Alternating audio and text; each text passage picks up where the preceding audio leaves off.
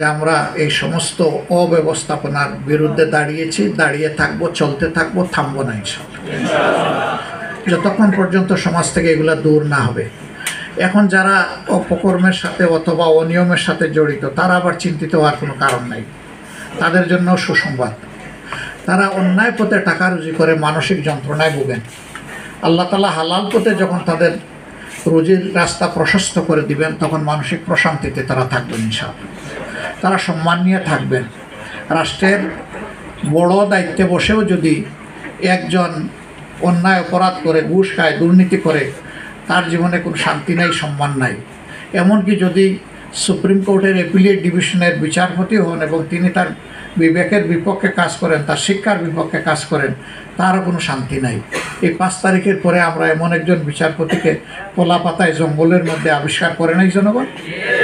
কেন? কারণ তিনি এমন অপরাধ করেছেন যে এই সমাজে তার দাঁড়িয়ে থাকার সৎসাহস ছিল না। তাহলে আপনার ওই কর্ম দিয়ে, আপনার এই জৌলস দিয়ে, আপনার এই অর্থ দিয়ে কী লাভ হলো? কোনো লাভ তো হলো না। এই জন্যে যখন একটা ফেয়ার সোসাইটি, যখন একটা দুর্নীতিমুক্ত সমাজ গড়ে উঠবে, এটার বেনিফিশিয়ারি সকলে হবে। আজকে যারা ইচ্ছায় অনিচ্ছায় দুর্নীতির সাথে জড়িত, তারাও সেদিন আনন্দিত হবে ইনশাআল্লাহ। এটা ভয় পাওয়ার কোনো বিষয় না। শুধু একটু সদিচ্ছার প্রয়োজন, শুধু একটু সৎ মানুষের হাতের ছোঁয়ার প্রয়োজন, শুধু সমাজকে নিয়ে দরদের সাথে একটু চিন্তা করার প্রয়োজন। আল্লাহ তাআলার কাছে এই তৌফিকটাই চাই। আল্লাহ যেন সদিচ্ছা, সৎ মানসিকতা এবং একটা ভালো পরিচ্ছন্ন হাত আমাদেরকে দান করেন।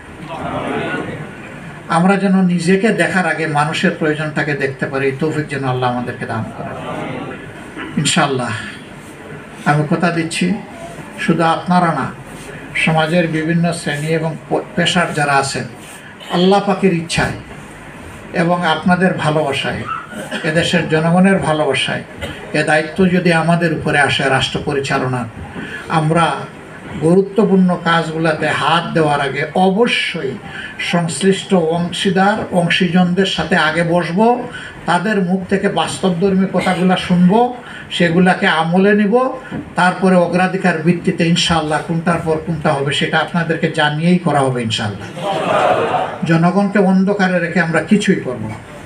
জনগণকে সাথে নিয়ে স্পষ্ট আলোয় এনে আমরা আল্লাহ তৌফিক দিলে এই সমাজটাকে পরিবর্তন করতে চাই, সাজাতে চাই। তবে আমাদের কথা, পচা সমাজ আর চলবে না, এ সমাজ বদলাতেই হবে। একটা বদল আমরা চাই, একটা পরিবর্তন আমরা চাই। সেই পরিবর্তনটা আল্লাহ যেন কল্যাণের দিকে, শান্তির দিকে, সম্মানের দিকে নিয়ে যান। বাংলাদেশ যেন মাথা উঁচু করে দাঁড়াতে পারে। আমরা যেন আমাদের যুব সমাজের প্রত্যাশা পূরণের হাতিয়ারে পরিণত হতে পারে।